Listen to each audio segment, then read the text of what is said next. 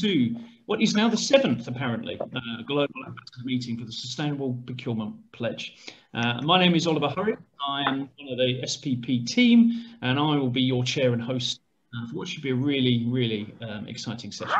We're excited about this, indeed. So, your help to make sure that this is a productive meeting. You'll notice this is a Zoom meeting, not a webinar, which is probably one of the largest Zoom meetings I've ever been on, which it does mean that everyone can participate. We want to obviously manage it very carefully. So if you can be on mute for the main bit now, then we can get you stuck in later. We do want people to post comments and questions in the chat. We will be saving the chat, reviewing the chat, capturing ideas, suggestions, comments, and we will be using the chat in the Q&A later. So feel free to say where you're from, who you are, and various different things in the chat. We do want you to respect your fellow ambassadors. This is a very inclusive community. Everybody is welcome. We've decided on that, but we also need to make sure that everyone behaves themselves. So don't dominate conversations. You all know who you are, one of them. So we all need to be quiet sometimes and listen. Please make sure you do that during the session. Don't pitch your businesses. I know this is a session about technology. I'm sure you're excited, as am I, but please be mindful of other people's experiences as well. We ought to cover antitrust. As I said, I know that's quite important for many of you.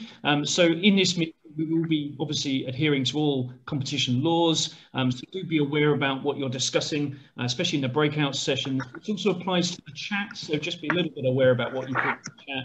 And as I said, we all agree in this meeting to stick to these important rules. For those of you that are just joining, as I said, we're just at the start, so you haven't missed anything too much, and we will have some more people joining in. We only have 80 more people that can join, so you are very much the lucky ones able to join us today. Quick review of the agenda, what we're going to be talking about. So I should imagine many of you don't even know what the Sustainable Procurement Pledge is about. I recognise many faces on here, but we will be reviewing where it's come from, where it's going, and how you can play a part. It is absolutely exploding as an initiative, so we're very, very excited to join us today. We will be attempting to use breakout rooms for you all to meet each other. So that'll be one challenge that I'll have to navigate very shortly. But if that works, you will be put into small rooms with your peers, and we will be discussing a very specific question. We'll be asking, how do you best use technology to enable you in sustainable procurement? Or what do you really want to know about how you use technology? So that will be the breakout session. If the technology doesn't work for whatever reason, we'll have a bit of a discussion and then head into the third bit, which is our expert panel, who have been working in and around sustainable procurement technology for many years and will be a great group to help us answer those questions. Okay, Bertrand, would you mind introducing yourself and telling us the story of where we've been and where we're going? Thank you very much, Oliver, and very happy to be with all of you. This is us all together this morning, this afternoon, or this evening, and this is us, and we are growing. But we like to have a couple of minutes on where do we come from and where are we going to, and this is the purpose of that today's meeting all together. We are born in September 2019. For some of you who were not with us in September 2019, and it was inspired by the global climate strike. And on a Saturday morning, together with Thomas, we were reflecting on what is currently ongoing on that journey. And we were also reflecting on what are we doing as individuals and even more as professionals, and us as CPOs or procurement managers or academic, but all related to supply chains and procurement. What are we doing?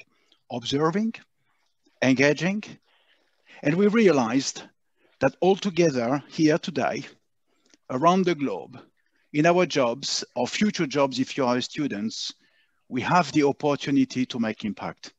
And we take decisions every day. And there is a value that we could unlock, which is the value of the sustainability agenda. And from there, we said the power of the crowd could come if we would all around the globe take decisions along some principles that we have not invented, which have been created and positioned by the UN. And these Sustainable principles is what has brought us today. Being exactly a few minutes ago, I was looking at it, 2,744 ambassadors. We were 0 in October 2019. Today, we have the number of 2,744 and currently almost 500 people in the call. If you go to the next slide, please, Oliver. We have, following this, looked at what's the purpose of this sustainable procurement pledge. And we have to recognize we are procurement. And we are numbers of me as a procurement manager or future procurement manager, all responsible in our respective supply chains. But together, if we pledge, we will build a sustainable future, not only for us, but for all of us and for all the generations to come and for the planet. And this through our deals, through our individual decisions, and through our individual commitment. And this is going to the next slide, please, Oliver. What has driven also the decisions to build up all what we do together around an objective, a strategic objective, saying, and imagine that all together in procurement, all the I of procurement have completely embedded all these principles as sustainable procurement practices by 2030, 9 years to go. And it was in 2019, a bit more than 10 years to go. And doing how? Making sure that all the I around the globe can get the empowerment and the equipment and the tools and the opportunity to belong to a community where I am not alone at all, where I can get anytime support, where the leaders have reflected and are engaging with their teams and are not afraid of the unknown, but unlocking the value together along compliance, risk management, innovation and growth, and creating the future and jobs and opportunities for everybody while really focusing on the principles. And going to the principles, we go to the next page. The principles that we have taken for the pledge are on the left part. We stand up for people and planet. We believe that we will change the world together. We start with ourselves, it starts with me. We share our knowledge and we listen to others and we leave the right legacy of procurement. When we have created these slides, we were 2,600 ambassadors, and a few minutes ago, we were 2,744. It goes fast. And in 2020, we opened the community to the SPP Earth to engage the community, but even more important, to have here a place where we can all go to find the challenges, the know-how, and also to start a dialogue together. We are just starting. It's the beginning, but it goes fast. We have conducted surveys to understand who are we and where we are going to, and the survey second is ongoing. And we have managed 6 SPP ambassadors check-in last year, and today is the 7th one. And we will be moving fast, hopefully getting above the 5,000 SPP ambassadors by end of 2021 to reach the 1 million that we have targeted, and we come to that later. In 2021, we will become a non-profit organization, and we will have a country, industry, and topic charters, all managed by us all together, but composed of me, I as individual, and forming the unique community of professionals, of academics, of future professionals. And to go a little bit more into the details, Thomas will share with us what's the path we are currently investigating. Excellent. So thanks. And Bertrand, as you're saying, it's moving fast, 2,744. I think last time I checked in LinkedIn, there's 12 people who's waiting to get in. I mean, it is going very, very fast. And I think it also symbolizes a bit one of the challenges that we are very, very clear about, which is we are moving out of the sort of organic growth phase into setting ourselves up for a more systemic and maybe more structured growth era. And whilst we have been able to do a lot with the 12 volunteers that we have across the different work streams. Reality is we all have day jobs, we all have families, we all have different things, etc. So we did make the decision, also thanks to the feedback that you provided in the survey, that now is the time to formalize ourselves. And that's exactly what we have done. We want to debottleneck, we want to engage, we want to reach that goal that we have of 1 million ambassadors by 2030. And we believe 1 million is the number of actual procurement people around the world.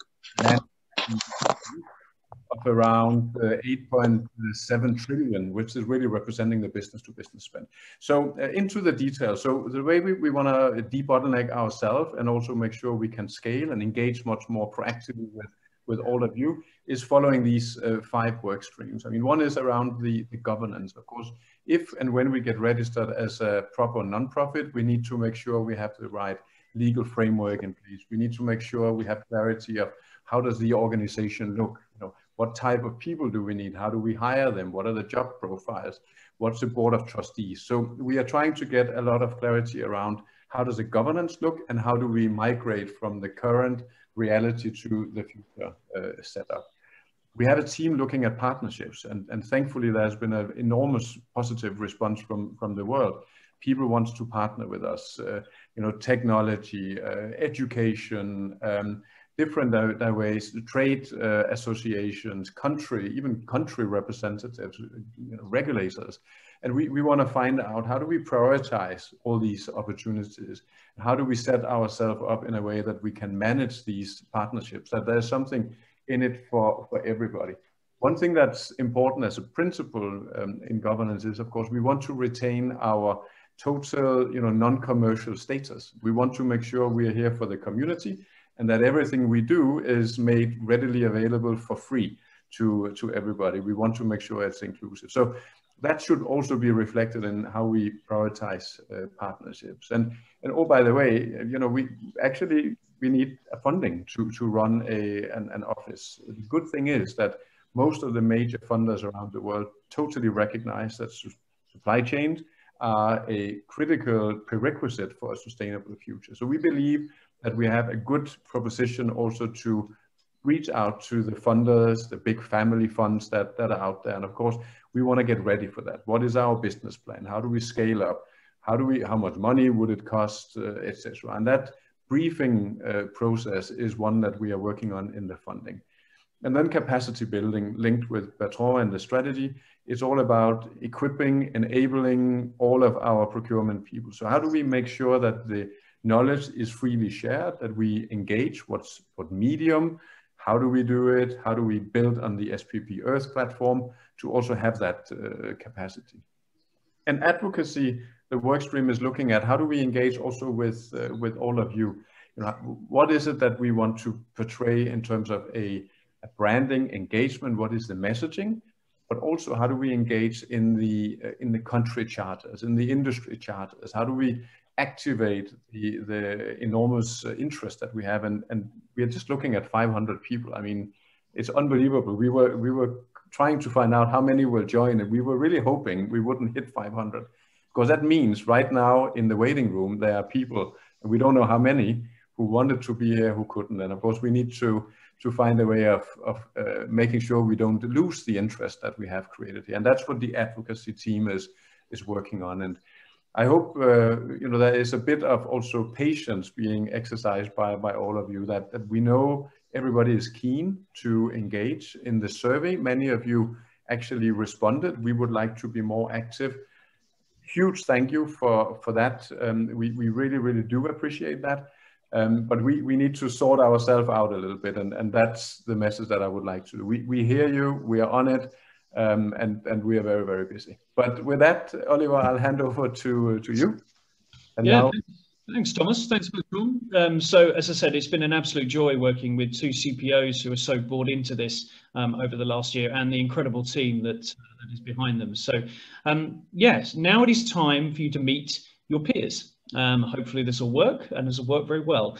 We'll find out very soon. But the intention is to put you all into breakout rooms. There is 500 of you, which I believe is going to mean 50 rooms of 10. If it doesn't work, it may take a few minutes for me to get people into the right rooms. We will have a bit of a conversation between amongst of us and start our content panel early. If it does work, then you're going to be putting into rooms randomly with people from all over the world in and around the world of procurement. Now, the topic and the challenge of this meeting is about how to use technology in sustainable procurement. So that will be your task for the discussion. You will have 30 minutes. The one question that we're asking you to answer is, what do you want to know about how to use technology in procurement for sustainability? So what do you want to know? What do you need? All the information that you discuss, we would really like to capture and put it into the chat once you return. So not the chat in your group, but once you come back from the chat, we would like you to put as much thoughts and ideas from your conversation into the chat as possible, which we'll then save and use for our content plan for the coming months. And I'm sure many of those questions will be used for the panel as well. Introduce yourselves very briefly, especially those who offer technologies. I know you're very excited, but please do introduce yourself very briefly so we can get into the conversation. Do take a nomination for someone to capture some thoughts that you can put into the chat after when you come back and focus on that question. So this may take a few minutes, but I'm going to open the breakout rooms now. You will slowly disappear. For anyone who doesn't, for whatever reason, technology, go to a breakout room, you'll be left in the main room with me. And once it all settles down, I will lead a bit of a discussion as well. So hope you get paired with some interesting people and I'll send you off to your rooms, hopefully very soon. Please bear with me.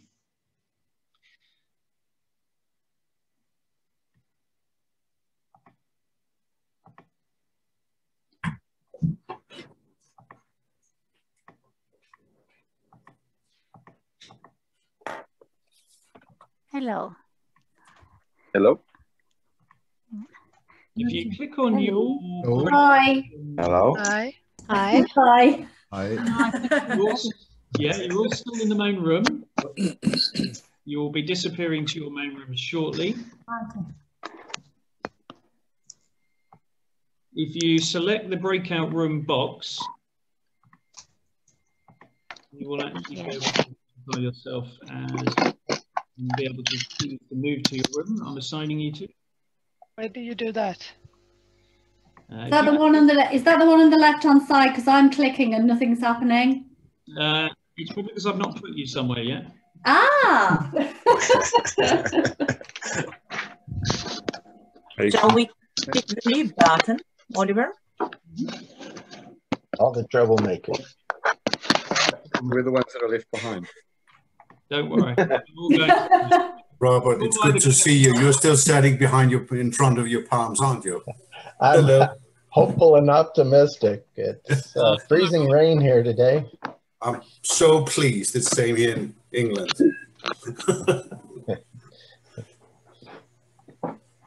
Hello.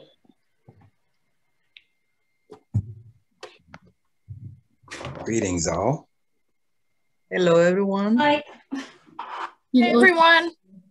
I don't know if we are in That our room? No. Oh. Still in the main room. Oh, we're still in the main room. Oh, okay. Is the main room or is it?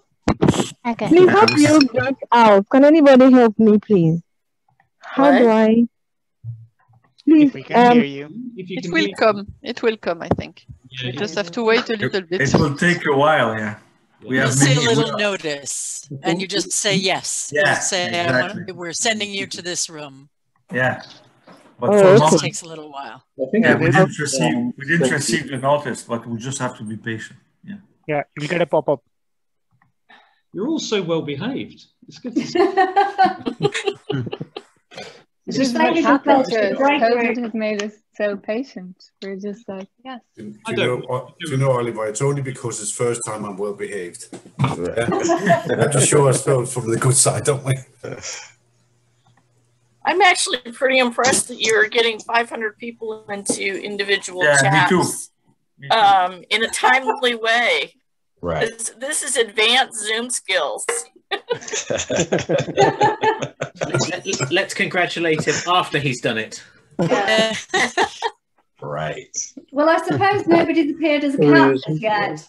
So nobody's got filters on as a cat. No. No fun. I'm not a cat. I'm not a cat. It's Jackie here. That's what I want to know. And does she have the authority?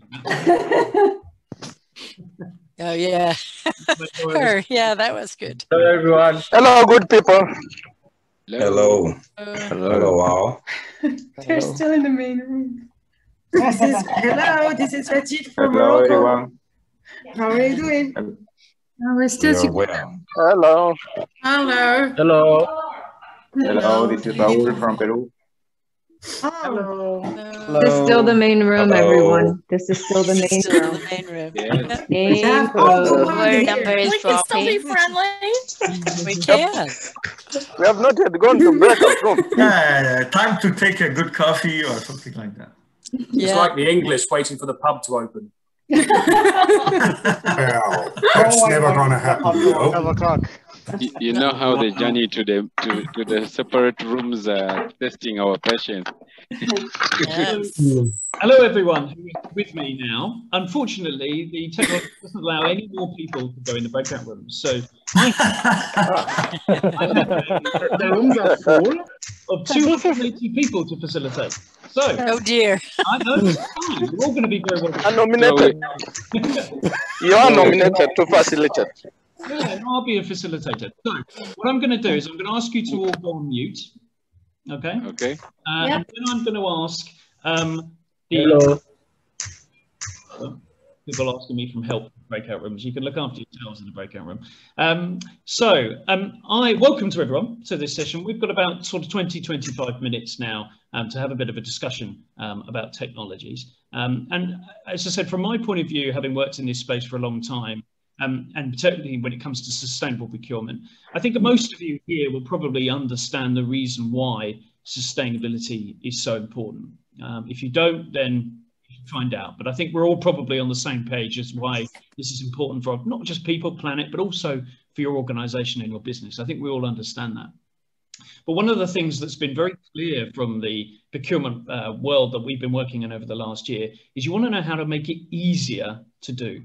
Because in procurement, you're under pressure from very different angles on various different things and have to be almost experts on every topic imaginable of things that could be going on in the supply chain, from modern slavery to emissions and everything else, on top of cost, quality and everything else.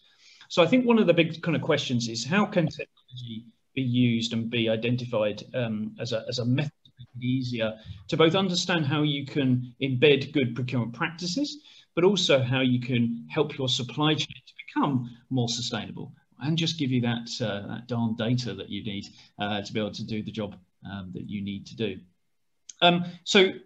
You should have the opportunity in your what you've got the panel to be able to identify and raise your hand, or you can actually put a question into the chat below. But rather than sort of opening up to everyone, because I know 15 people will talk at once, if anyone has got anything to say or to share about what their opinion is about what they'd like to know about technology, can you either raise your virtual hand if you can find that button? Ryan, there you go. I'll come to you first, or put into the chat, and then I will call upon you. But first of all, Ryan from BP, someone I know well. So yeah, please share your thoughts. Yeah, thanks, Oliver. So just a quick introduction, Ryan Need. I'm in a role called Director of Commercial Transformation at BP in the procurement function, where we look at the big relationships and how we can unlock new forms of value, including sustainability. And BP is moving to a direction of a net zero ambition. And one of the things that we have been struggling with within our team is how do we apply prioritization to our projects in the right way for all forms of value, including, of course, cost, innovation, and sustainability, supplier diversity. And so we've taken on a practice of using a technology called Mural to do a little bit of virtual whiteboarding around how we prioritize our projects. There's more to do than we have people. And one of the things that I would like to solve for is how do we use technology to perhaps quantify or at least give some data or evidence-driven decision-making around how we prioritize our efforts against sustainability alongside cost and innovation and the other important business objectives that we have. So we don't really have a quantifiable way to do that.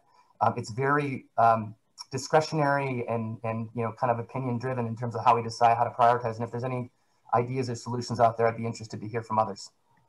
That's great, Ryan. Thank you very much. So yeah, about prioritization, how do you balance all of those needs?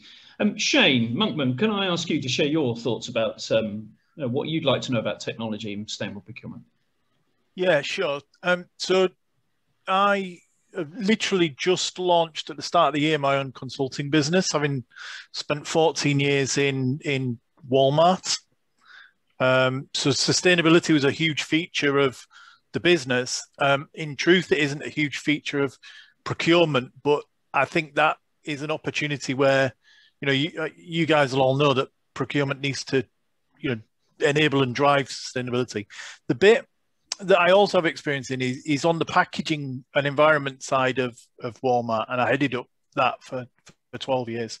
So I'm very up to date with sustainability. The bit that I struggle with, where I think there's a technology opportunity, is coming down a level to the day job of making decisions on goods and services. So I've been able to understand the life cycle analysis and the actual environmental impacts of the decisions that you're making, whether that's one supplies goods or services versus another. Life cycle analysis is a huge topic and very, very complicated and very expensive to commission individual piece of work. In reality, as buyers, you need to make decisions on the fly every single day of the week. How do you make those decisions faster without making too much of a compromise regarding actual 100% scientifically correct data? Very, very good point, Shane. And as I said, I think I run a global working group on Scope 3 carbon emissions, as well as work with the SPP. And one of the challenges there is, how do you get the balance between getting real primary data from your suppliers with getting life cycle analysis data, which if you were to try and do that for all of your products would be incredibly difficult and expensive and so on, with also just using spend data. And if you're basing it on spend data, then reducing your emissions involves buying less, and that's not just a sensible way to measure it. So very, very good point, Shane. Helen Smith, can I ask you to sort of share who you are and what your question might be around how to use technology? Yeah, thank you for the opportunity of attending. My name is Helen Smith. I'm actually an international account manager with an organisation called Lyrico. We are a workplace provider. I think my point on actually coming onto this is that my company has huge CSR values. We're working with a large number of clients globally. We have over 420 international accounts around the globe. The company's headquartered in France, but we have 25 subsidiaries, and then we actually operate across 42 countries around the globe, across 5 continents. We're actually working with a large amount of customers, and it's quite interesting to actually see what procurement actually want to gain from their suppliers. So we're actually developing tools, technology tools, that will actually help our buyers, global procurement procurement directors and leaders to actually engage with the local subsidiaries. So my take on obviously coming onto this is to actually get an understanding from procurement as to what you need. So for example, with a large amount of our customers, we're working on final mile delivery. We're also working on reducing to target CO2 emissions. We're also working on switching to more environmentally and sustainable products. For instance, we have a sugar sheet paper, which is a naturally sustainable source for copier paper, which is probably one of the highly used items. We're working on PPE items and hygiene items. So for example, things like high-vis jackets, we're actually developing those with the manufacturers from using recycled tires. So we're trying to work on the circular loop, and we have a pledge 2025. So we're also developing a specific site for procurement people to hook into to actually profile what they're actually needing now, and also going forward as you actually make informed procurement decisions going forward that affect you from a CSR perspective. Thank you, Helen. That's great. And as I said, I think businesses like yourselves who are pushing upwards, might you say, to your customers are going to hopefully benefit from even more sustainable procurement in the future. Jorg, I think that's how you pronounce it. Jorg Orselect, do you want to share your thoughts? Yeah, something like that, Jörg. Yes. Sorry. So I'm no problem. I'm the co-founder of Climate Hackers, and our mission is the transformation to climate positive civilization within 10 years, which is quite ambitious, but I think if we come out with 20 years, that's fine as well. But I founded it because I see the absolute urgency in this field. So I really think it's a great initiative you have.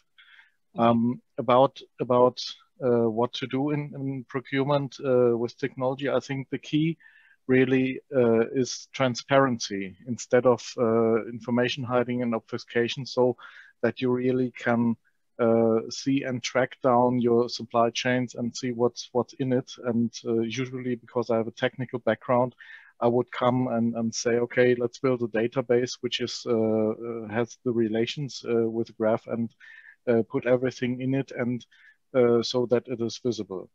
I just had a call with CEO of a company called IP Ocean, which is intended to offer an intellectual property portal based on blockchain to exchange them safely.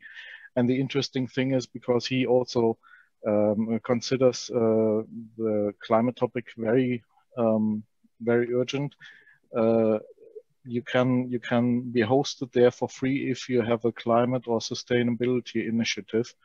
And I think it's interesting. I'm not sure if it's big enough to really make the step, but this would be a platform that could be used as well. Very interesting. Yeah, would you mind posting that in the chat as to what that platform? Yeah, sure. And we'll certainly review that and come back to it. So thank you very much for your thoughts. And one more thing. Yeah, sure. There's a company also, and I will post that as well, in Frankfurt called Right, based on science, with legal people and scientists who can calculate from your financial data what would be your footprint, or how many degrees would the Earth warm up if everybody would behave like your company. So I think another idea would be break this down further to get this put onto supply chains. Excellent. So I will post this as well. Thank you very much. Thank you very much. Khaled Mushed, I believe you're there. If you can hear me, if you want to unmute yourself and share your thoughts. Yep. Thanks. Yeah, everyone. We can't really. We can't hear you that well. I might come back to you. I'll come back to you if you wouldn't mind. I'll come back to you in a minute. Guy Battle, you're someone I know well. Hello there. How are you, Guy? Do you want to share your thoughts? Hi, Oliver. Yeah, good to connect. Some of you might have, certainly those who are working in the UK will have heard of something called the Social Value Act. It could have been called the Sustainability Act, but politics changed it. It's called the Social Value Act. And what's interesting about that act is that it requires all our public sector colleagues to embed sustainability or social value in their decision making about their supply chain. And of course, when you start embedding it into public sector procurement, you have to have a solution that allows you to compare and contrast different offers from your supply chain. So you're trying to compare environmental benefit versus social benefit versus economic benefit. And so we see one of the biggest challenges, certainly within that sector, and then transferring that to the private sector, is actually doing that comparison. And in response, one of the solutions we've developed is a framework for that, like a balanced scorecard, Oliver, that is digitized, that allows organizations to do that comparison. But I think the key thing is ensuring that if you're a supplier and you're providing, let's say, a whole lot of training, apprenticeships, these sorts of things, that you've got a way of comparing that to someone who might be saving 1,000 tons of carbon. How do you do that in a fair and transparent manner? Because both of those are about sustainability, right? It's not just about the environment, whilst that obviously is important. Yeah. No, that's a very good point. And as I said, it's certainly in procurement, it's very easy, including your business, to get swept away in the challenge of climate change, forget the importance of social impact, and inevitably that comes hand in hand. And some of the risks around social value are just as important. So thank you, Guy. Michelle, I think you're there with. There you go, Baba. Yes, I am there. Hi, everyone. I've been CPOs for many companies, and I think that one of the things, to answer your question about technology, I've been asked many years ago, and it still is not it's not completely solved. In fact, it's I have a network of suppliers. I want to move forward, you know, and to have more sustainable activities. How I manage this supplier network to make sure that, well, I don't have someone in the chain that will break my objectives. I know people talk about blockchain, people talk about managing different database to follow all the activities, but I think I don't have any specific solution, but I think that's one of the key elements that the technology should allow us to do, is to how can we manage this supplier network in a more efficient ways, in a more transparent ways, to take the terms of George, in order to be sure that, the objective, the sustainability objective are maintained, followed, and respected and achieved. Yeah, that's basically one thing that we should think about when we talk about technology. Absolutely, absolutely. Can I just ask those to go on mute if you're not already speaking, because as I said, just a bit of background noise. But Jono, hi Jono, do you want to share your thoughts? Thanks, Ollie. Yeah, I promise, being a tech provider, that I won't sell my services, as Ollie said at the beginning. But I do want to raise 2 points that come to mind, one of which is this thing about everyone talks about survey fatigue. Well, actually, one of the hardest things is platform fatigue, and I totally get that, speaking with customers. So it's like, now we've said that we've got data that we require. What is the best solution to do that with? So that's one of the challenges that everyone's going to have. And in my experience, the really important piece here is, why are we collecting the data and what do we want to do with it? So I talk a lot with around greenhouse gas emissions. And if you've set a science-based target, and you put your stake in the ground and you go, we're going to reduce emissions by 20% by this date, well, you've got a target, you've got to work towards, and you need data. And it's, what is that data and how does it look? And it's whether it's greenhouse gas emissions or whether it's modern slavery or net deforestation and packaging, you identify exactly what we're trying to achieve and work backwards from there. And in my experience, 90% of companies we talk to, they want to collect data, but they don't have a clue why they're actually doing it. It might come as a surprise, but it's fact. So yeah, what do you want to do and why do you want to do it?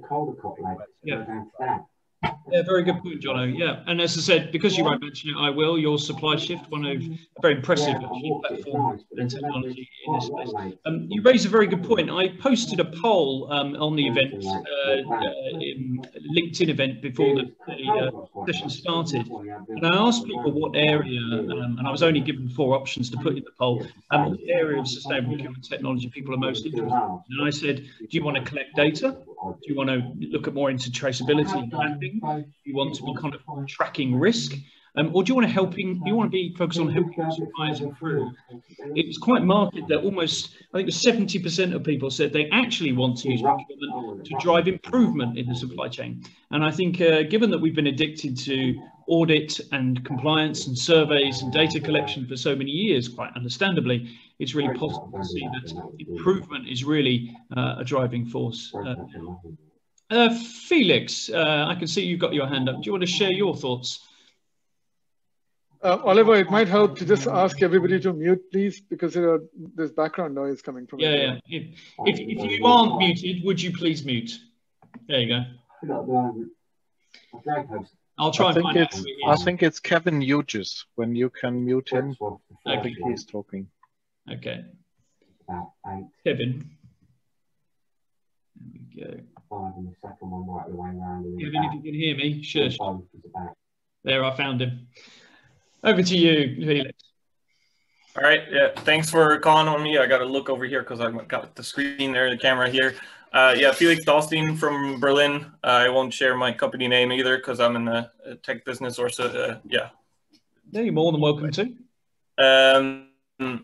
So yeah, I wanted to sort of take a step back here because we're all jumping into these technology, opportunities, and obviously there's a lot of things out there. We're hearing a lot of interesting and good deep questions of how technology can help us, but I just wanted to, yeah, like I said, take a step back and kind of remind everyone that, like I think Jack posted in the comments in the chat just a few minutes ago, technology is just the enabler, and really it's the connection with the human and the human input, because technology really can't work without us, basically. And a quick example would be, imagine you're about to buy a screw and you tell your technology tool or software to buy screw XY, just the name of the screw, or maybe the supplier where you got it from in the past, but you don't specify, or you haven't specified, the size, the material input, et cetera, then the technology really, although it's super useful in theory, can't really help you from there. So it's important to connect the technology with all of our human capital. And I just wanted to bring that back into the conversation, apart from, diving real deep into all the opportunities out there.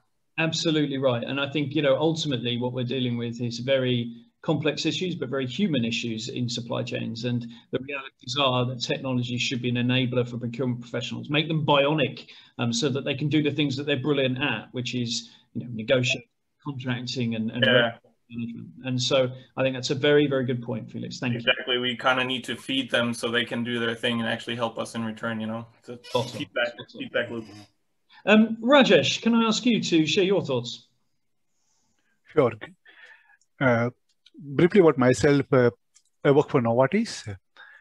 I also worked for IBM before in a variety of procurement roles. And my current role incidentally happens to be in the area of data and digital. Okay. I do know a bit about technology as well. Two thoughts. One, I really worry about our suppliers right now. Okay. Because with so many people going after sustainability from different corporate, I think the suppliers will get bombarded with lots of questionnaires to fill up and so on and so forth. The first area I would like to focus on is among ourselves, we decide what questions to ask our suppliers, have an online platform, and ask those questions to them once, instead of all 100 of us going after them with different forms and templates and asking them to populate is going to be a nightmare. The more time they spend in answering those questions, the less time they will have to follow sustainability agenda. That's point number one. Point number two, I believe we can use artificial intelligence, machine learning, etc. We can ask certain questions to our suppliers and seek certain data from them. Based on those questions, responses, and data provided, we should be able to formulate some kind of carbon footprint or other metrics we can derive with using some mathematical modeling out there. And we can also give them recommendations on remediation as well through the model-based design.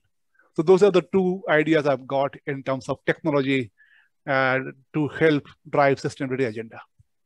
Very, very good point, Rajesh. And as I said, as a pharmaceutical business, the realities are, like you and many other people, working together with your industry collaborations, with your shared suppliers is absolutely critical. In pharmaceuticals, you have the PSCI, in chemicals, Together for Sustainability. If you are able to connect with your industry collaborations on supply chains, you can help understand how you can reduce supplier fatigue, how you can work with them. But you also raise a very good point, Rajesh, about actually capability building the suppliers. It's no good just taking data from them. You have to provide them some knowledge back in return. And buyers and procurement people can't be experts on all of these topics. There's some really good tools out there. Manufacture 2030 is a very good tool in emissions for actually enabling suppliers to get the insight on what to do, not just to give you data. And there are very many other tools, as I said, particularly in social value and human rights, which are also, as I said, not just taking data, but actually providing some insight back. A very, very good point, Rajesh. And can I just add, Oliver? I had the opportunity to host PSCI events in my center in Hyderabad multiple times. Yeah. And some of the things that I mentioned to you is coming from feedback I received from suppliers as well. Yeah. Okay. So that's the data point by which I'm basing my comment on. That's a very, very good point. I think listening to suppliers and understanding what they need and what they would value is absolutely good. Lawrence Hambling. Hi, Lawrence. Do you want to share your thoughts? We've got a couple of minutes left, I think. Oliver, can you link me in once there's a place? Yeah, sure. Hi, everyone. Thanks. Thanks for the opportunity to talk. Currently head of sustainability and procurement at Heineken, and I think a lot of great points have already been mentioned. And the first point I made, I wrote down myself, actually, when we were talking about the question, was that exactly the point that Felix made, that technology is absolutely an enabler. And if we've had so many conversations internally in procurement about we need to use technology more, and we need to use technology more to help the sustainability agenda. And I just wanted to tie a few things, the conversations that we have been having internally, just to tie a few things together, which some of the points have already been made. But I think just very quickly, Lawrence, you've got 1 minute. It's really understanding what problem you're trying to solve, what you can have, what you can influence, and that helps with the prioritization, right? Getting down to making it a bit more granular, and then finding the technology that can enable that. I think that's really how we're really approaching it, and that helps us prioritize. That helps us give an agenda. We commit, helping with our science-based targets, etc. And I think that's how we're sort of using a formula to help technology enable the success of our sustainability agenda. Absolutely. And as I said, as a proud member of AIM Progress, Lawrence, that I work with, as I said, another way in which we can be working together on that. But a very good point. We need to be conscious that we actually are dealing with people in supply chains. We need to focus on what the actual issues we really want to solve, not try and boil the ocean and everything else. So I'm going to welcome the other 200 odd people back into the room now. So thank you all. I'm sorry we weren't able to get around everyone, but there will be some opportunity very shortly to be able to raise your thoughts and questions to the panel. But that didn't go too badly considering I was facilitating 300 people. I thought that was okay. So thanks everyone. Thanks, Lawrence. Thanks, Oliver. So we'll just wait for 30 seconds or so for the others to come back in. I'm sure they didn't have as good a time as us.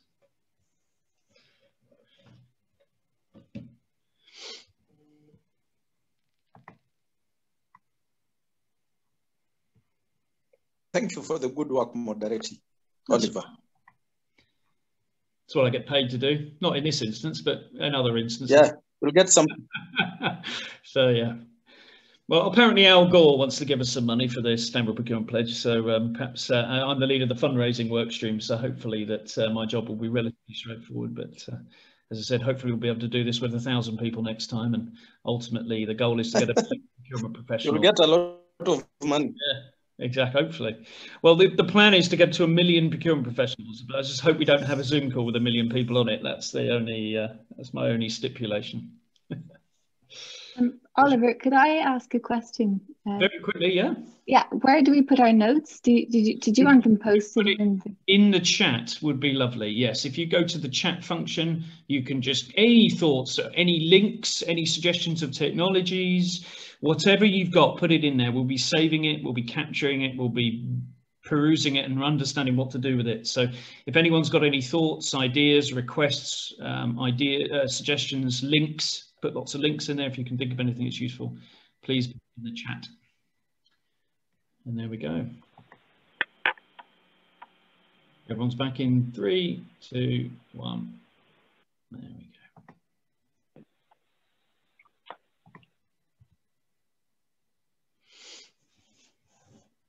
Welcome back, everybody.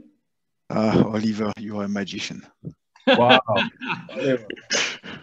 Well, you should, yeah, we'll see. We'll see. And thanks to room 4, it was amazing. Sorry, we got pulled out too quick. That's all right. I am sure that room 4 was perfect, but room 7 was exceptional, Oliver. Well, it wasn't main room, which was 300 people being moderated by me, so beat that, I'm afraid. But we had some fantastic insight. It doesn't matter how many people you've got in your room. I have to disappoint you that room 6 had an extraordinary man asking fantastic questions. Of course, I can imagine Ton. That wouldn't be Ton by any chance. Of course, by coincidence. Somebody with a German accent. By coincidence. Excellent. Oliver, in the next event, we have to have a contest of room, the quality of the room. Excellent. Excellent. Well, thank you, everybody. I really appreciate your time and your energy into that session. As I said, please, if anyone's got any thoughts or key issues that came out of that discussion, please do put them in the chat. The reason why we want to capture them is this will all be used to determine what we focus on in terms of knowledge and content in the next couple of months, what interviews, what discussions we cover. So please do put your thoughts, your links, your ideas into the chat function. But now we have a pretty awesome panel, if I do say so myself. So for all those that aren't the speakers, if you could put yourselves on mute and just be conscious of it, then I will ask Courtney, Dan, Lance and Miguel to join me for a discussion. So what we're going to do is we're going to ask these guys to introduce themselves briefly, but also explain what from their point of view would be some tips and advice for you as procurement professionals when it comes to understanding how to use technology better to embed sustainability. Once we've sort of gone through that group and captured some thoughts on them individually, we'll be taking questions from yourselves as well. So if everyone could put their hands down virtually, if you've not got if you've got your hands up at the moment, and then once we've come to the end of the session, and you can spend that time working out where that hand is that you need to raise, we'll be taking questions and taking questions from that. So without further ado, Courtney, are you still there? Hi, hey guys. Hello. Would you mind introducing yourself and sharing your thoughts? Sure. Hi, I'm Courtney Holm. I'm head of sustainable technology for Unilever. And I used to work with Ollie at 2 Degrees, and I was the client director for all the Tesco business. So I've worked in Tesco's fresh food supply chain as well. One really practical tip for everybody that doesn't require any senior buy-in or anything, any kind of approval, is just to switch your mindset a little bit around contract value not being limited to cost, and try to create value with the people you're buying stuff from around partnerships and shared agendas. And a really good way to facilitate that sort of conversation when it's not maybe the normal thing to do is to ask questions and to have more conversation, more dialogue. And then one other tip that I will say, when you are trying to influence above your pay grade, don't use the word sustainability. Swap it out for the word risk. Very well. And I realize that I probably, with Unilever, have a little bit more of a willing audience than some of your organizations. But often we find that sustainability, when it comes to supply chains, is usually focused around risk mitigation, reduction, or aversion. Yeah, so that's me. Look forward to today. Thanks, guys. Yeah, thanks, Courtney. And Dan, your thoughts, and introduce yourself, please. Thanks, Oliver. Hi, everyone. Dan Biederman. I am managing director of a impact venture fund called the Working Capital Innovation Fund. We find technology and invest in it so that it can, at scale, with sustained revenue, deliver impact for vulnerable workers in supply chains. So my aspect of sustainability is very much the labor rights, human rights piece. And before that, I worked in labor rights and human rights for about 20 years, running an organization called Verite. Thoughts? I mean, it's such a massive topic, and I'm so encouraged to see everybody around the table, mostly because those of us on the outside of procurement, like in the NGO sector, the social entrepreneur sector, are like desperate to talk to procurement people who actually have the ability to make budgetary decisions and make choices about where they buy stuff. So just maybe initially an endorsement of the concept behind the pledge and this community. It's tremendously valuable. And I would just endorse that there's tremendous power here. I think from our perspective on the social and labor side, we're so aware, I think particularly now, these years and COVID years, of the intersection between supply chain resilience and sustainability, and the participation and the fair treatment of people at the bottom of supply chains. So there's sort of maybe much as Courtney suggested, risk equals sustainability in some categories. So does disruption, and so does resilience. And what sustainability should really be about is creating the right kind of future-oriented, stable business partnerships that you have with people down the line. the specific intersection between stability and sustainability of business partnerships and human rights. One example, a supplier, even in a place where labor rights are at risk and human rights are not respected, but a supplier who has a really effective human resources management system is very much less likely to have child labor or forced labor. And they are also going to be probably better able to treat their workers and have more retention and find more sort of sustained and positive relationships with the people that work with them, and thereby are potentially more productive and certainly are better business partners for you. So that's an initial thought about the way this all comes together in my world, at least. Excellent. Yeah, very, very good points there, Dan. And as I said, we even more another mention. It was mentioned in our group the importance of thinking about supply chain sustainability. It's more than just environment; it's about social and labour responsibility as well. Lance Younger, can I ask you to introduce yourself and share your thoughts on how to use technology? Yeah, thanks, Oliver. Yeah, great to be here. Thanks very much for that. So Lance Younger, spent the last sort of 20 years plus in and around procurement as a CPO at Goldman Sachs and working at Nissan, and then also in consulting with a few different organizations, and then quite a bit of time in technology as well, both implementing it and building it as well. More latterly, built out the Inverto BCG sustainability approach as well.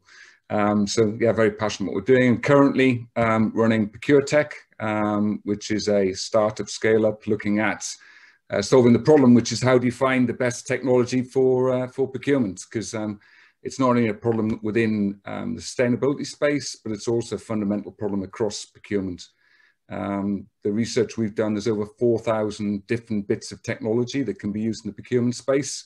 And all we all need is the one that does the best job. So I'm going to try and help with that. A couple of tips or things for me. Very simple tips, I guess. One is, really focus on the one thing that matters, because I think we're all too guilty of trying to do everything. And then as well as one you're going to focus on, that's almost the 10 things you're not going to do. The second thing is start with suppliers. We often start with our business first, and I get that's a good place to start, but fundamentally the problem exists, or the opportunity exists with our suppliers. So, basically decide what you're going to start on, then pick a supplier you're going to start with, and then third point, we'll just get started. Might just be small, but just get started. So those are my 3 tips for now, Oliver. Spot on. And again, I think another mention that we aren't short of options when it comes to technology. I think I've seen every demo of most stuff these days, but what we need is we really need to understand how it's going to help us with our objectives, why it's different, and why it's actually going to work at scale and help our businesses, and also how it's going to encourage collaboration, because I think that's something that's increasingly important. Brands share suppliers, companies share suppliers, so we want to see solutions that actually drive collaboration. I think that's a great point. So on to this topic, and continuing on that conversation about how do you navigate such a noisy market of solutions. Delighted to have Miguel from Gartner with us. So Miguel, would you share introduce yourself and share your thoughts and a little bit about what you're planning and working on? Absolutely. Hi, everyone. Miguel Cosio here. I work for Gartner, which is a research and advisory firm. And one of the many topics I cover is responsible sourcing, both from a process perspective, how do you make this relevant for the decision making within procurement, but also the technology landscape. And as Oliver just mentioned, it's extremely fragmented. To me, the topic of sustainability is very similar to analytics 4 years ago. Everybody is a sustainability platform nowadays, right? So you need to do a lot of filtering throughout the noise. A couple of simple or key highlights or recommendations would be, first of all, don't try to find the one technology solution that's going to help all your problems. It doesn't exist. It really depends on the issue that you're going to be tackling, and also your maturity level. Because there's going to be, some of you are just getting started, just want to get the basics. It's just compliance, right? And you need technology solutions that can help you with materiality guidance, right? Which suppliers to focus on, et cetera, right? What should you care about? But others are very experienced right now. And you already have a team full of experts that can help you validate the data. So you don't need that from some of these other technology solutions, right? So some technology solutions are going to give you everything to get started. Some of them are just going to give you the structure. great capabilities, but nothing in terms of how to get started, right? So those are not going to be for you. That's the one thing. The second recommendation would be think about the supplier experience. Everybody, all of your suppliers, you're not the only customer. I mean, if you're the largest customer, you're in luck, right? You might be able to impose your way. But many of you are not the biggest customer for your suppliers. And suppliers are overwhelmed with all sorts of different surveys and things, special things that every customer wants, right? So think about that experience, how, as you're thinking about navigating the solutions market, is how suppliers, how easy are they going to be able to actually support this? Because without them participating, this is not going to go anywhere. And it's the same for internally, right? You can have the best technology solution, but if it's not relevant, if it's not embedded in the decision making of procurement, it's not going to do much. So those are the two main things. Excellent and very good advice. And as I said, another shout out for actually really paying attention to what the suppliers want and need and what their experience is. As I said, for too long, we've been piling more effort and cost and risk into the supply chain by asking them to do more and more in return for very little for them. And I think that's an absolutely impressive point. So we are going to open up for some questions now. So if people want to raise their hand, I also got my colleague Desiree, I think, available. Desiree, if there's any questions in the box that you think are useful, I'll come to you in a second. Yeah, no, I think the first person I'd like to ask is Lawrence. You're there, you've got your hand up. Would you mind just asking a question to put to our panel? If you can. Lawrence Summers? Hello? Yep, you. Yeah, it was a question. So if you allow me... Can't quite hear you. Can you hear me now? Yes, I can hear you now. Okay, so it wasn't a question. It was the raised hand to just make a point. So if you'd allow me to make a few quick points. I think that it was well summarized, the person right before me. But I would say also make a commitment. You can't do everything and you need to just start somewhere. I think linking it to your culture and the industry you're in. So if you're in oil, maybe a small program for girls is not the most relevant. Where are you? Who are you affecting? Where are you having an impact, positive or negative? But start there and make a few goals and make them public.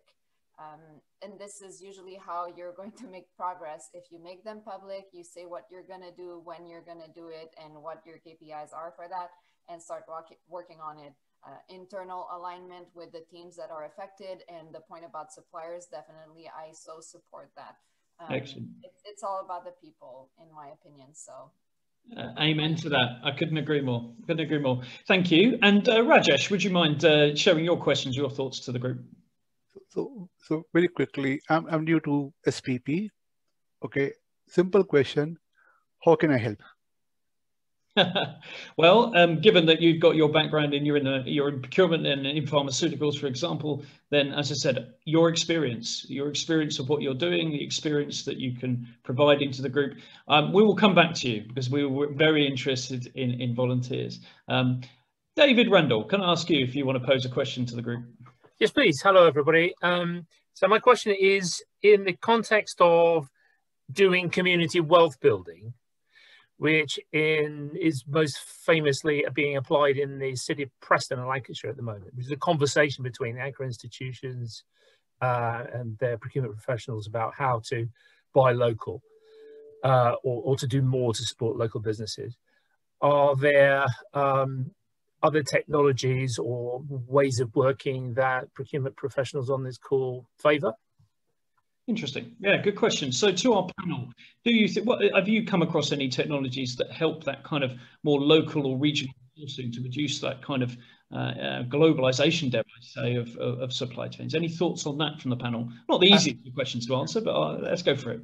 I have a very specific suggestion, which is something called Supply Change, which is based in the UK and exists to facilitate local purchasing on the part of local governments. So supplychange.co.uk, I believe I recommend. I know the woman who founded it. I don't know, I can't really validate exactly how great it is, but it seems to me that the technology exists to match buyers and sellers in this way. With reference to sustainability data, platforms are hard to create, but in this case, the technology shouldn't be the obstacle. Excellent. wouldn't mind just putting the link in the chat, that would be great. Sorry. I was going to say the other aspect, but it's more at a global scale, is you've got solutions like GiveWith, which all of you know. And GiveWith acts as a mediating tool between buyers and sellers, which allows typically big corporates to align their corporate goals. It might be around local business, it might be around environment, with the supplier's goals, and they take effectively a percentage of the price. And then in return, they offer value in terms of PR, connectivity, channeling specific initiatives. It's working more at the high level at the minute, but it's an indication of sort of new business models that have come into place that move beyond maybe just exchanges, and more towards, as I say, different business models. Very good point. I'm going to move on because we've only got about 10 minutes left, if that's okay, to the next question. Bob Young, you always come up with a good question. You raise a very good point here about the challenge of engaging suppliers for improvement. Bob, if you're there, would you mind asking your question in full? Yeah, you know, in our group and what I've seen is key to success here is getting the suppliers engaged. And so I just wanted to kind of put out there, what kinds of ideas do you have to motivate suppliers at all levels of your supply chain to participate, both in terms of communicating, giving reporting, so being accountable, but also in your improvement strategies? Yeah. I can take that one, Ollie. Go for it. Start with, if you don't mind. Hi, Bob. Great question. It's one of the things that we've worked a lot on over the years at Unilever, and technology can help with some of this. But I'm always banging on first and foremost with my colleagues around the value proposition. So what's in it for them? And I think one thing that comes across time and time again as we talk to our supply chain is audit fatigue and question fatigue. So someone, I believe it was a guy named Karsten Zimmerman, made a comment in the post about platforms where we can globally exchange data that we're all asking for over and over again. We have started doing a lot of that work with, and it's important to leverage, you know, third parties to help you with that. So the WBCSD have been really important for us in some of the supply chain instances as well. So value proposition, a good partnership to help with audit fatigue.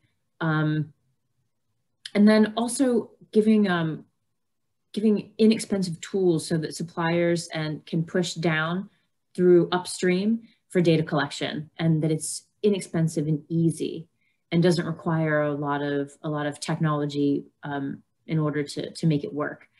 Microsoft have a free tool called Kaizala that I've used with smallholder farmers and agronomists in Europe, and it works brilliantly. And it's free and it's easy to use, and they have a nice little analytics platform. Awesome. Would you mind just putting the link in the chat if you can remember what it is, Courtney? Yeah, will do. Anyone else want to pick up that challenge of? Yeah. I was going to say that again, it's maybe using as well some traditional tools slightly differently. You know, so some of the things like, you know, supply chain financing has been around for a long time. But there's a few organizations that are using supply chain financing to motivate and reward the use of small businesses. So giving them better or preferred terms in conjunction with a broader program. So, you know, I think wherever possible, use existing technology to kind of create a new business model. Very good point. I have a couple of thoughts there. So one is making it relevant to them, meaning if you're gonna ask them for sustainability, it has to be part of the decision, like your scorecard, for example, right? Your selection criteria, right? So that's the one thing that's gonna help you. But the other one is, this is like quality audits, right? I mean, you might have very stringent quality audits. You go in, it's very painful, but at the end, the supplier goes out of that process being a better supplier, right? And that's going to help them get more business with the customer, etc. So as you're asking for some of these requirements and sustainability, make sure that you're helping them evolve their own capabilities, because that's going to help them with other customers. Yeah, very good point. Anything to add, Dan? No. Okay. I'm just going to add one more thing, if you don't mind, Ollie. One more, and I think it's really important, is to celebrate success, and then to also reward your suppliers for coming on a journey with you. So if you're enacting sustainability premiums, then you should be willing to pay for those premiums. Absolutely spot on. One of the most popular case studies that's been on the SPP has been the work of Philips. And I'm a massive proponent of this in a sort of years of audit focus, has been that they are rewarding their suppliers for finding problems. So traditionally, it's always been about, oh, nothing's wrong here, boss. But they are actually rewarding their suppliers and incentivizing their suppliers for finding risks and finding issues. And I think that's an interesting mindset that is changing. So you can look on the SPP if you search for Philips. I did an interview with Dylan McNeil at Philips as well. You can have a look at that. That's only 5 minutes, but there's a good case study behind that. So I'd encourage that as well.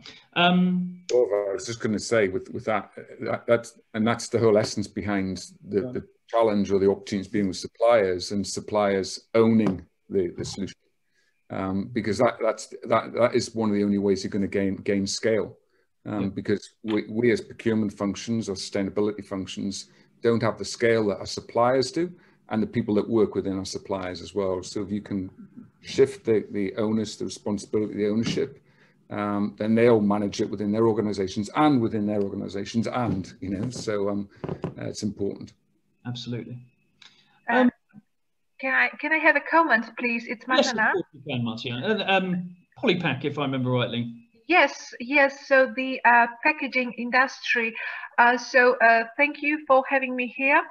It's really an honor and a pleasure. But just my point would be, we are trying to involve our bank, who is actually a part of the financial side of our business, to elaborate and to create a factoring program for our suppliers to reward these ones who actually meet the sustainability objectives given with advantageous discount on their invoices. But this is only possible if we involve actually the banking sector, and some of the really global big banks, they do already have such factoring programs linked with the sustainability performance of the other entities.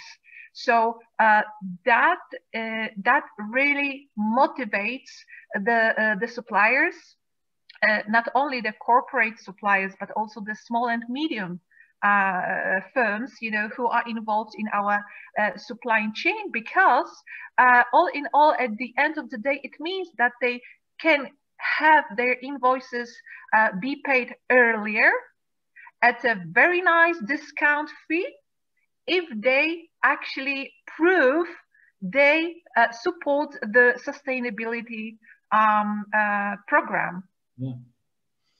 Excellent. Very good advice. And as mentioned earlier by Lance about the supply chain finance, and there's quite an interesting case study, the work that Walmart are doing with HSBC. So HSBC agreed to give preferential lending rates to suppliers to Walmart that are able to evidence good sustainability metrics through the Supply Shift platform, I think it is. But there's some really good examples of that. So that's Ali, can I interject on that? For me, the opportunity there, of course, it's of tremendous value to link actual preferences, financial preferences to sustainability performance.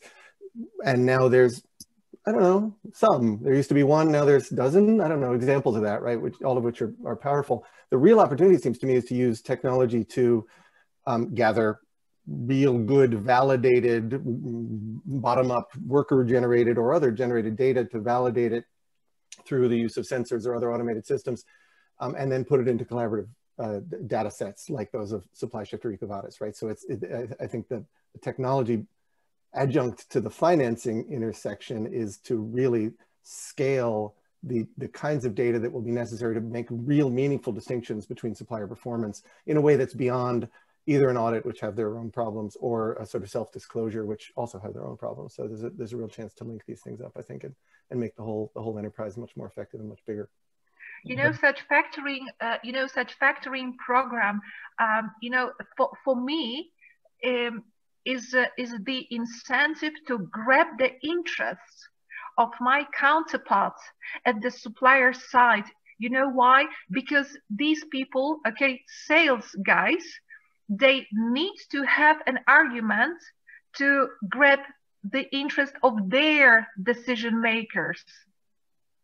So if they have such, you know, like a hardware argumentation, business argumentation, yeah, the chance that I'm gonna succeed with grabbing the interest and making them, you know, include the sustainability objectives into their agenda, actually, it's quite high, you know. Excellent point. Excellent point. And that pinch point between procurement and the usual connection in suppliers being a salesperson. The salespeople have got to become experts on sustainability as well as procurement people, haven't they? So yeah, so they have to. So you know, so their role at the end is to, as a salesperson, to sell the idea, okay, into their organization. So you know, we are somehow using or taking advantage in a positive way of who they are. You know, we are using their sales skills in order to sell inside their companies the concepts. Absolutely. Ellie, can I contribute a case example on that very point? Thanks. Some years ago, I did some work with a very large food company. Name needs to be anonymous at the moment. And their argument was exactly Marzena's point, was that if we qualify our suppliers according to what we now call the ESG frameworks, those suppliers can gain from us, this was part of the incentive, a certificate, which they then can use to market themselves to other customers. So Marzena's point is absolutely right. You're giving that salesperson the lever to the argument to go ahead with this, with the program, because it increases their value in the market. So everybody wins using that approach. Absolutely. Is that okay? Oh, sorry. Just a quick point then, Tom, and then we'll finish. So yeah, your thoughts. No, it's really good. I work in theatrical, so I procure entertainment along the board, and you know, me and my team were always trying to, you know, bid for contracts against very, you know, some tough competition out there. And at the same time, I'm trying to engage people and bring sustainability into my business. And basically, I'm using a tool at the moment that for every conversation that I go, you know, either myself, my sales team, or my customer relations team, is I'm going in there and taking my suppliers, partners, or you know, employees fully on this journey of sustainability. Because before you talk about statistics, it all starts with a conversation.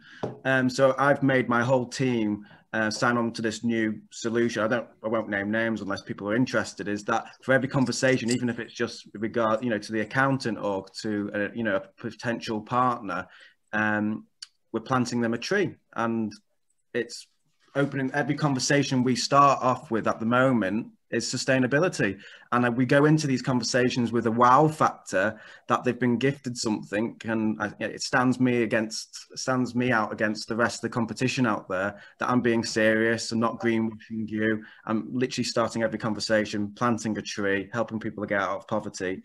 And it's really helping me. It's really helping me hit my own targets, my customer loyalty, my employee loyalty, brand. And it really just stand me out against the bidding process. And because none of this works until you've had that first conversation. This solution that I'm using, which is I only found out about it this year, helps that conversation get started, because they've been gifted a tree before they've even met me.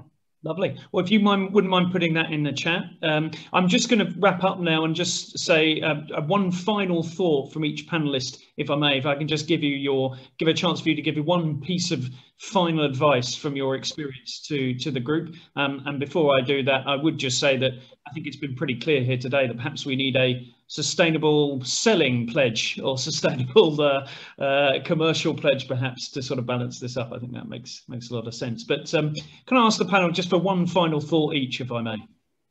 Dan, do you want to go first? Not really, but sure. I think so. I'll take two. One is, gosh, we have visibility in a way that we never had before, right? We know where suppliers are. We can know using worker voice tools and others what's actually going on in those suppliers. like that's just it's a magnificent and almost magical opportunity. So to the extent that sustainability requires visibility, we're now in a situation where we have all sorts of different kinds of visibility, and that seems to me to have just absolutely fundamentally clear business value across a whole range of different functions. The second small point is our little working group. It was clear that we have shared problems. All the people in procurement have shared problems, and in large measure, they're human problems. They're not technology problems. Maybe the human problem is we don't know which technology to choose, but more it's getting buy-in within institutions so that the institutions, the businesses are aligned. And that's a place where it just seems there's tremendous value from this collaboration and the pledge, where there's a chance to help maybe leapfrog difficulty around collaboration and difficulty around sort of qualification of different initiatives. So yeah, spot on. And Miguel. Thank you. So I guess the one thing I would say is, as everybody's thinking about different issues, right, about what they're trying to pursue, is don't reinvent the wheel.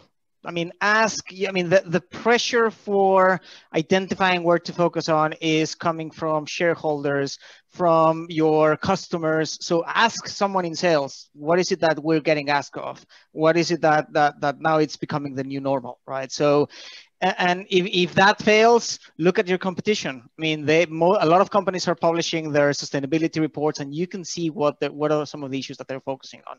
So there is no need to start from scratch. Spot on. Lance, can I ask you to share your final thought? Yeah, sure. I think we need to accept the fact that in a lot of instances of technology, we're going to be working at two speeds. Yeah, we've got your existing investment into ERP systems or big systems like Ariba, Coupa, Oracle. If that's speed one, that's more slow, it's steady, and try and embed changes within the processes there. The second part of it is more related to speed. It's startups, it's point solutions, which you should be able to spin up a lot quicker with a quicker ROI. So just as you go into this kind of technology fest, let's call it, think about running for the long term, slow with some of the bigger systems, but look for niche solutions as well. And also, if you're looking for niche solutions, accept the fact that after 12 months, you might change that solution because it might have fixed what you wanted, or there might be something better in the market as well.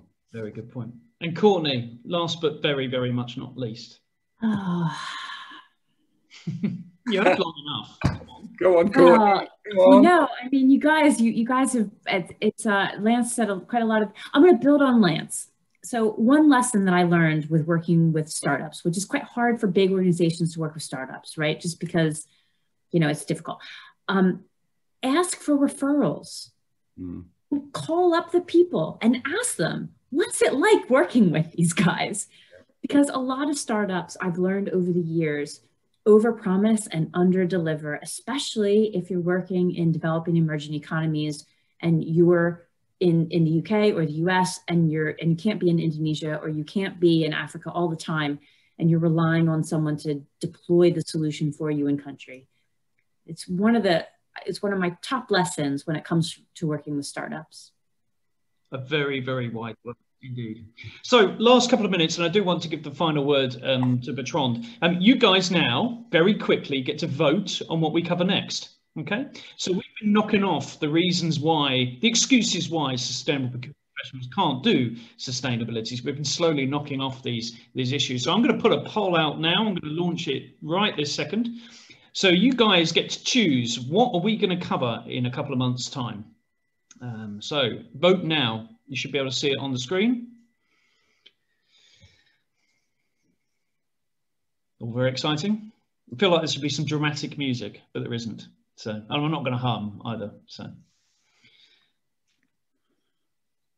going to give it 8 more seconds. So vote now. Maybe I should wait till my favorite one gets to the top. All right, 35 then. I'm ending it now.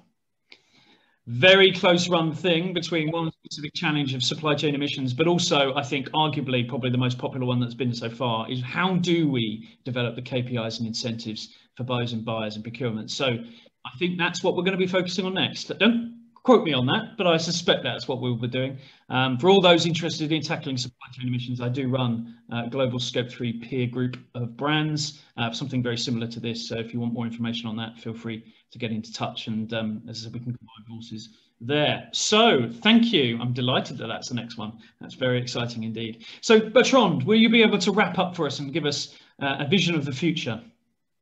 Yep. Thank you very much, Oliver, and thank you very much to all of you for joining us today. I mean, it's not a mistake on the slide now. Close the eyes. Imagine today is February 18th, 2030. And then we are just closing with Oliver our 100 sessions, virtual sessions altogether. And we realize what has happened the last 10 years, 9 years exactly. And we remember that fantastic session we had on the 18th of February 2021 talking about technology. Today, sustainability is not only compliance. Today, sustainability is embedded in everything that we do in procurement, but not only in procurement, also with our suppliers. We are a fantastic community, and during the last 9 years, we have enhanced that community. We have worked with students, universities, and today, the new leaders in procurement are sustainable leader procurement. The impact on the CO2 is huge. The dashboards are visible. The data are grabbing, and we are not afraid anymore. We know how to manage it because we become one community, and we grow business, and we act responsibly. And this is what has fundamentally changed, because on that day of February 18th, 2021, after that meeting, everybody engaged with the colleagues, everybody engaged with friends, and this community grew. All of us, we were back to the SPP.earth, and we look at the challenges, and we were reading it and enriching it. And we say, yes, we can do it, and we will do it together because it is what we aim to become. If you go to the last slide, Oliver, yeah. In fact, what we have realized is that procurement is more than a job. Procurement is a responsibility, and it starts with me. It's a community of people. It's a community of groups of people completely dedicated and embedded into these principles of SPP that we 10 years ago put on the screen, but today it is fully embedded in everything that we do every day. And we would like, with Oliver, with all the people which are involved, with all of you in SPP, to give you this as the reflection for today. And we thank you all very, very much. And this agenda that we have ahead of us, as you said, is just fantastic. It's full of opportunities and business growth. But at the end of the day, it's all for people and for planet. Oliver, the last word is for you. Thank you very much. No, thank you. And just a huge thanks to all of you, and especially the speakers and the panelists, Lance, Courtney, Miguel, and Dan. I really appreciate your time. And thanks for so much well-behaved input from everyone. I've been sweating all week about this. So I'm delighted the technology sort of worked, and I'm glad you all enjoyed it. And as I said, we've quadrupled our audience in the space of a few months. And that is a big hockey stick that means a lot of things to a lot of people. So thank you all. We'll see you again soon. Do get in touch. And as I said, we'll put a survey on the LinkedIn website as well for you to fill out. I hope you all have a wonderful week. And yeah, hope we continue the excitement journey with you. Thank you all. Oliver, just a quick question. Thank you very much, Oliver. Will you be sending any information back to us? We will. All the registrants? Yeah, we'll be sending the recordings. We may not send everyone's name to you, I admit. That's probably not allowed. But as I said, if you want to engage more, get in touch. Get in touch with us through LinkedIn, through our emails or whatever. Perfect. Thank you very much. Yeah, no problem at all. Great job, Oliver and team. Thank you very much. Thank you, everyone. Thank you. Thank you very much. Bye. Thank you. Bye. Bye. Bye. Everyone. Thank you. Bye. Bye. Bye. Bye. Bye. Bye. Thank you. Bye. Bye. Bye. Au revoir. Thank you.